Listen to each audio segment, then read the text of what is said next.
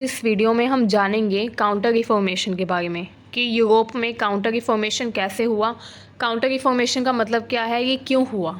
ठीक है, तो ये जो काउंटर रिफॉर्मेशन है इसको कैथोलिक रिफॉर्मेशन भी कहा जाता है। ये मेनली क्या हुआ था, कैथोलिक चर्च में हुआ था। एक बात तो आपको पता ही होगी प्रोटेस्टेंट रिफॉर्मेशन के बारे में। ठीक है, जो क्रिश्चियनिटी थी वो दो ब्रांचेस में डिवाइड हो गई, कैथोलिक एंड प्रोटेस्टेंट। जो प्रोटेस्टेंट लोग थे वो लोग थे जिनके जो थॉट्स थे, जिनका जो आइडिया था वो डिफरेंट था कैथोलिक चर्च से, जो बिलीव करते थे बाइबल में। जो कैथोलिक चर्च की बातों में बिलीव नहीं करते थे वो प्रोटेस्टेंट कहलाए।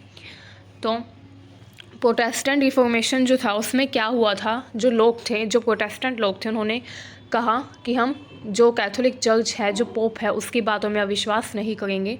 हम सिर्फ़ और सिर्फ बाइबल को अपनाएंगे। हमारी जो स्पिरिचुअल गाइडेंस का एकमात्र साधन होगा वो बाइबल ही होगा।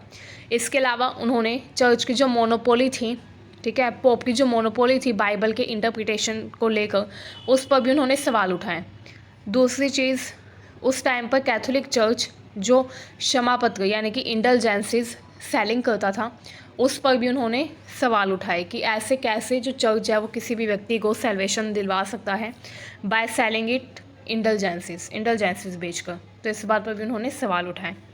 तो जब मार्टिन लूथर, जॉन कैल्विन, ज्विंगली जैसे जो फिलोसोफर्स थे, उन्होंने कॉमन पीपल्स के सामने ये सब बातें रखी, तो लोगों के मन में भी ये सवाल उठे कि हाँ ये बात सही है।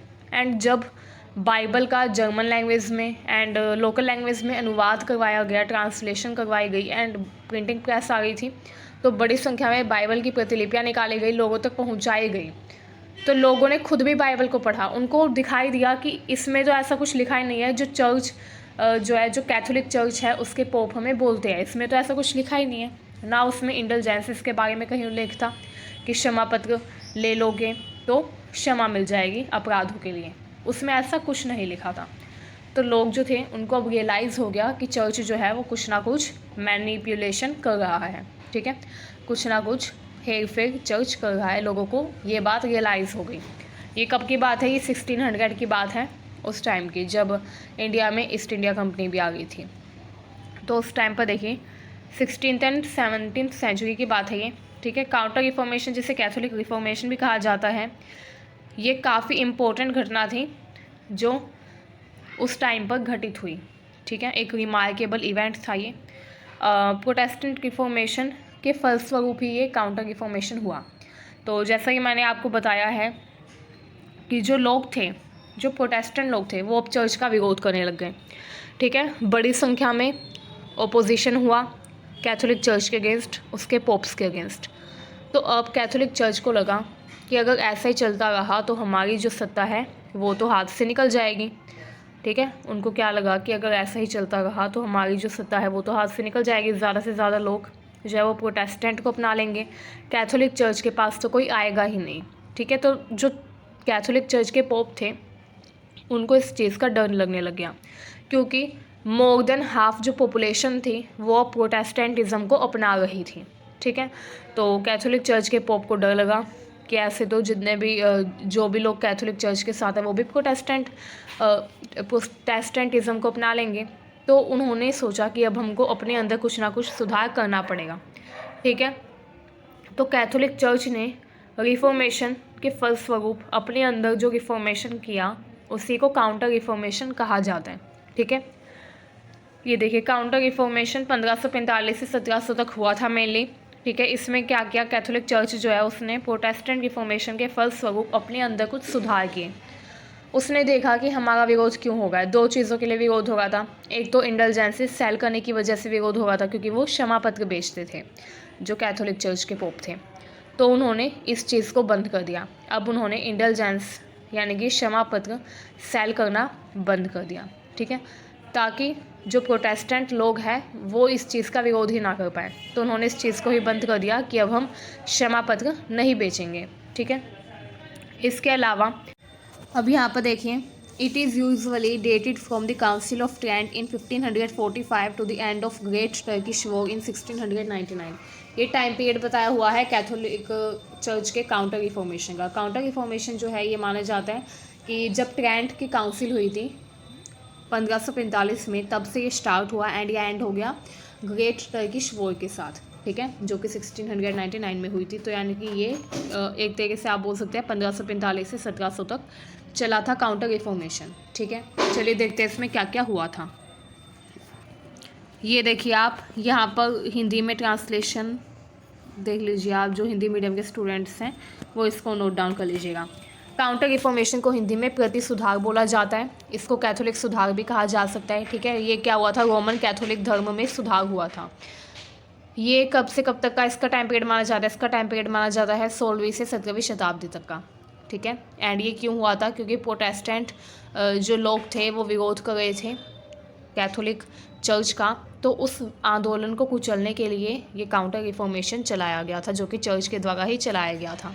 आमतौर पर ये 1545 में ट्रेंट काउंसिल से शुरू हुआ, माना जाता है कि 1545 में शुरू हुआ था ट्रेंट काउंसिल से, एंड इसका एंड हुआ था 1699 में महान तुर्की युद्ध के साथ। इसका अंत माना जाता है 1699 में। यहाँ पर देखिए, Catholicism was deeply hurt by the success of Protestant movement.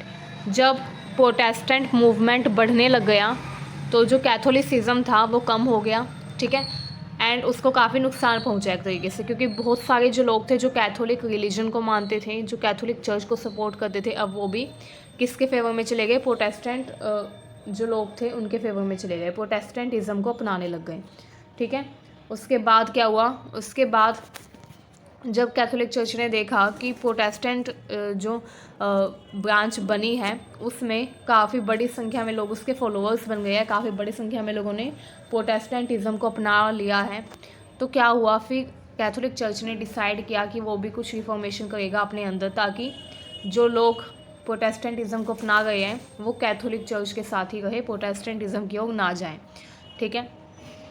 तो जो कैथोलिक चर्च थी उसने डिसाइड किया कि वो अपने एविल्स को करेक्ट करेगा, मतलब कि जो भी उसकी गलतियां हैं वो उसको सुधारेगा।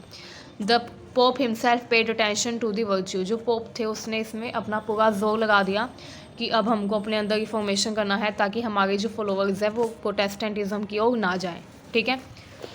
उसके बाद देखें, the sale of sin redemption paper was discontinued. मतलब कि वो जो सिन रिडेम्पशन पेपर सेल करते थे जिनको इंडलजेंसिस कहा जाता था, उसकी सेल को उन्होंने बंद कर दिया, उसकी बिक्री को उन्होंने बंद कर दिया, ठीक है। इससे क्या हुआ, इससे रोमन कैथोलिसिज्म में एक नई उमंग, एक नया जोश आया, ठीक है। प्रोटेस्टेंट मूवमेंट जो है अब वो वीक पड़ने लग गया, क्योंकि जो प्रोटेस्टेंट लोग थे वो किस चीज़ को अपना आधार बना गए थे, वो इसी चीज़ के बल पर मूवमेंट कर रहे थे कि जो चर्च है, कैथोलिक चर्च है, वो क्या सेल करता है, इंडलजेंसेस सेल करता है।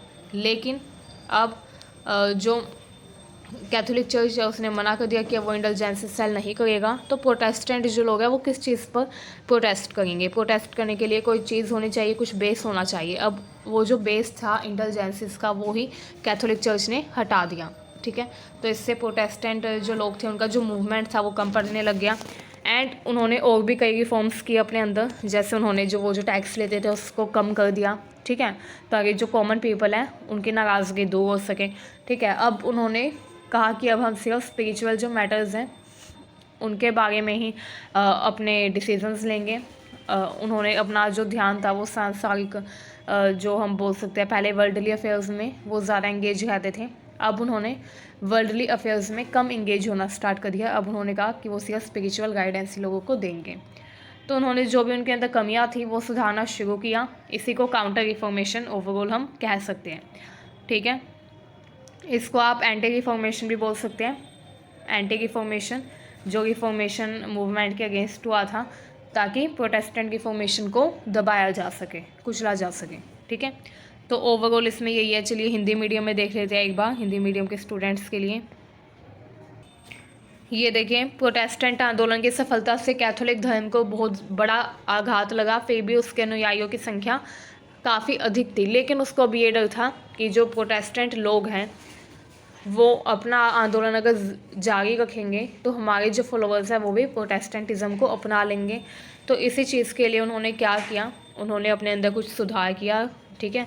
इसको ही काउंटर रिफॉर्मेशन कहा जाता है। अभी मैंने एक्सप्लेनेशन आपको दे ही दी थी, आप इसको हिंदी मीडियम में भी नोट कर लीजिएगा, ठीक है। पाप मोचन पत्र जिनको बोला जाता था इंडलजेंसेस को, सिन रिडेम्पशन लेटर, उनकी बिक्री यानी कि उनको सेल करना उन्होंने अब बंद कर दिया। ठीक है, इससे क्या हुआ, रोमन कैथोलिक धर्म में एक नई ताकत और जोश आया जिसने प्रोटेस्टेंट आंदोलन को कमज़ोर कर दिया। ठीक है, कैथोलिक धर्म में ये जो आंतरिक सुधार हुआ था इसी को एंटी रिफॉर्मेशन या काउंटर रिफॉर्मेशन कहा जाता है। तो ये हमारा ओवरऑल कंप्लीट टॉपिक था, इसमें ज़्यादा कुछ नहीं है, काउंटर रिफॉर्मेशन में इतना ही है ओवरऑल। तो आपके एग्ज़ाम में एक क्वेश्चन तो ज़रूर आएगा काउंटर रिफॉर्मेशन के बारे में।